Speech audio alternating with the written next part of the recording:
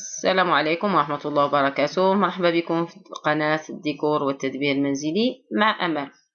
اليوم بغيت نعطيكم وصفة الحرشة، نوعين من الحرشة، حرشة عادية وحرشة معمرة بالجبن والزعتر، مع العلم أنكم يمكن تنوعوا في حشوات الحرشة مع محترفة. إذا اللي غتقدم لكم الحرشة هي أصلا محترفة في هذا المجال، وفي نفس الوقت غادي نشوفوا هاد الأداة اللي ولات الآن كتباع، اللي هي خصيصة للحرشة ورأيي الصريح فيها. بقاو معايا. قرب شهر رمضان كديروا الحرشة. اليوم غنشوفوا الحرشة مع فاطمة ياك. ولكن غتورينا الاسرار ديالها. كاين اللي كتجي ناشفه، كاين اللي ما كتحمرش مزيان، واش كاين يعني شي حاجه جديده في هذه الحرشه اللي يمكن توريها للمشاهدين القناه؟ والله ما كاين باش تعمريها. لا بغيتي تعمريها فرماج، كاين كتعمريها فرماج والطون، ولكن غتوريهم دابا الطريقه، ومن بعد ملي تجمع تورينا الا بغينا نعمروها كيفاش نديرو. يلا عندنا هنا شحال خديتي؟ هذه السميده الرقيقه. السميده نص كيلو ديال السميده. شتي السميده الرقيقه هذه خاصه بالحرشه.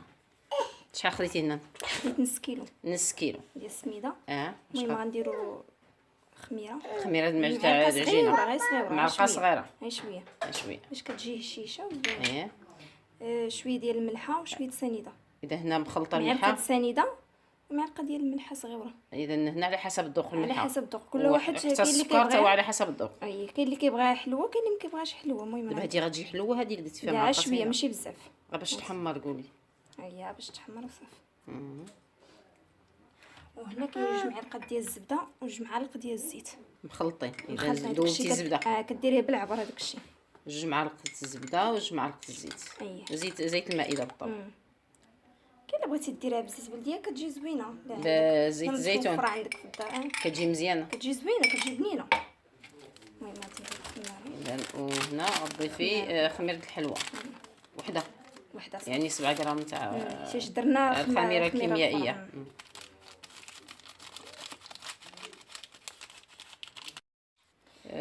بعد ما درنا الزيت وداك الشيء غادي نخلطوها، نديروا ليها الماء. دابا غتخلطيها اولا بالزيت. نخلطوها بالزيت وهذاك الشيء باش يدخل فيها، كتبسيها. دابا هنا غتهضري لنا علاش بعض الاحيان الناس كتجيهم ناشفه. على حسب لما كاين اللي كيفزكها بزاف راه كتجي هي هذيك، كاين اللي كيخليها ناشفه ما كيفزكهاش مزيان. اذا دابا على حسب الماء اللي كيدير ليها الماء بزاف كتجي معجنه. اذا خاصها تجي شويه ما تكونش فازقه بزاف وما تكونش. يحترم المقادير. وكاين شي دقيق يعني شي سميده كتشرب اكثر من الاخرى ولا كلهم بحال بحال؟ لا كلهم بحال بحال، ماشي كي الدقيق اللي كاين اللي كيشرب. لا لا سميده بحال بحال. قول لي دابا هنا مثلا ما عنديش انا الوقت باش نعجنها، دابا نبسسها في الاول وعاد نعجنها. ما فيها شي حاجه، غادي ساهله في التحضير. ديري الماء ما فيهاش. دابا صافي غندير التحضير. وهنا ملي شحال الماء غديري؟ عينك ميزانك. عيني ميزاني، وهذا هو المشكل. عينك ميزانك. يعني حنا غنشوفوا كيفاش غادي ما تجيش فازكه بزاف. اذا نتوما ما تضيفوش الماء كثير في البدايه. وكاين اللي كيبقى يعجنها. لا ما تعجنش، الا تعجنات كتجي قاصحه هكذاك. كتجي قاصحه وكتجي يعني ما مبينش ديك السميده فيها. اذا هي فقط غير كتخلطيها بالماء. كتخلطيها صافي. هنا تقريبا نص كيلو غديري ليه شي 2 كيسان ديال الماء ونص، 2 ونص تقريبا. المهم الواحد يبدا بشوي بشوي باش ما تجيش. الا لاحظتوا كيفاش كتجي هكا صافي. دابا خلطناها صافي. دابا الا بغينا نعمروها كما قلتي بالجبن ولا بالفرماج؟ تعمريها بالجبن والطون. كاين تعمريها بلا كان عندك ما متوفرش الجبن ديريها بالفرماج. كيفاش كتشديها الا بغيتي تعمرها؟ قولي لي الطريقه. دابا حنا بلاتي ملي نبغي نطيبها هذيك الساعات غنوريك. واخا ان شاء الله. غادي نخليوها ترتاح. غنخليوها ترتاح واحد شويه على تسخن المقله. ما تسخن على ما تسخن المقله غادي نخليوها ترتاح صافي. هنا شتك درتي السميده زدتي فيها هذه السميده ناشفه، زدتي فيها زيت مائده. علاش؟ باش كتلصق ليا هذيك السميده على الحرشه. باش كتلصق. كاين اللي ما كيديرش الزيت، كاين اللي ما كيديرهاش، ولكن احسن نديرو الزيت. انا كندير الزيت كيجيني احسن. كتلصق مزيان. كتلصق مزيان يعني غير شويه الزيت باش ماشي بزاف، شويه باش هذيك السميده تفزك شويه. يلا غتخلطيه دابا. غتخلطيه انا درت تقريبا شي معلقه كبيره. صافي تخلطيه. صافي تخلطيها من بعد تجمعي بها الحريشات.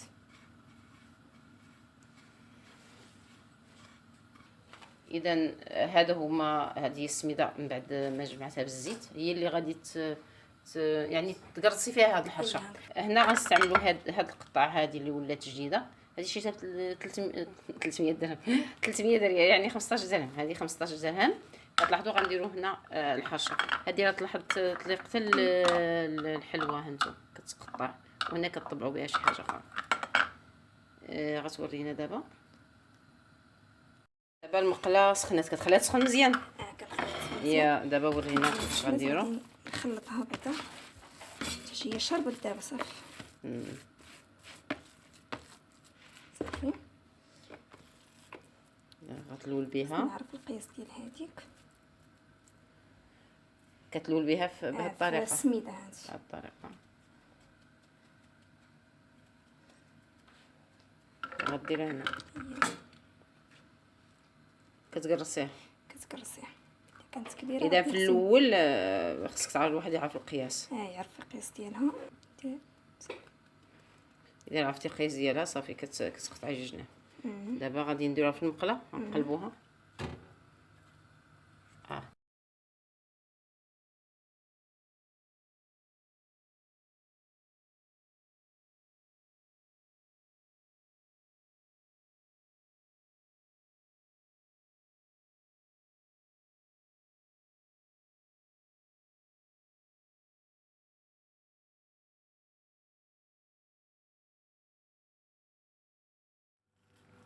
وكنستمروا بهذه الطريقه. اذا بعد ما طيب جهه غنقلبوها، علما ان النار متوسطه. اذا هنا هي تحمرت صافي، حنا غنقلبوها ونشوفوا واش غتبقى هذيك الزواقه فيها. غير هنا راه كيجيكم بنفس القياس، ويعني كتجي هي هذيك غليظه شويه باش كتجي رطبه. بغينا نعمروها كيفاش كديري؟ كديري غير النص ديالها كتكوني موجده هذاك الشيء. العماره، وعاد كديري العماره وديك الساعات كتزيدي شويه باش كتغطى. هنا غادي نشوفوا الحرشه ملي غتعمرها بالجبن، ونشوفوا الوصفه اللي غادي تستعمل باش تعمرها. الجبن والفرماج داك جبن مثلث وجبن بلدي، ودرتي شنو هذا الزعتر. اذا بغيتي تعمريها ديري شي وحدين معمرين. اذا بغينا نديرو شي وحدين معمرين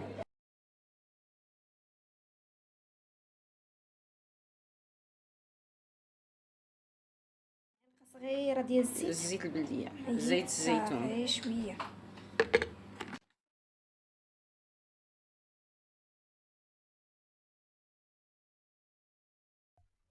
بعد ما وجدات الحشوه كتاخذ نصف مقدار العجين، كتلوبو في السميده اللي بها الزيت، كتوضع هذا المقدار في هذه الاله اللي كتحضر الحرشه، كتحط العماره وكتعاود دير نصف المقدار اخر من العجين وكتلصقهم على بعضياتهم، وكتضيف شويه السميده اللي بها الزيت فوق هذا العجين. كاين طريقه اخرى هي انك كتاخدي مقدار العجين اللي غتعمروا بالحشوه، كنقرصوه كنديروا في وسط منه الحشوه وكنلولبوها، ومن بعد عاد كنوضعوها في هذه الاداه اللي كتحضر الحرشه.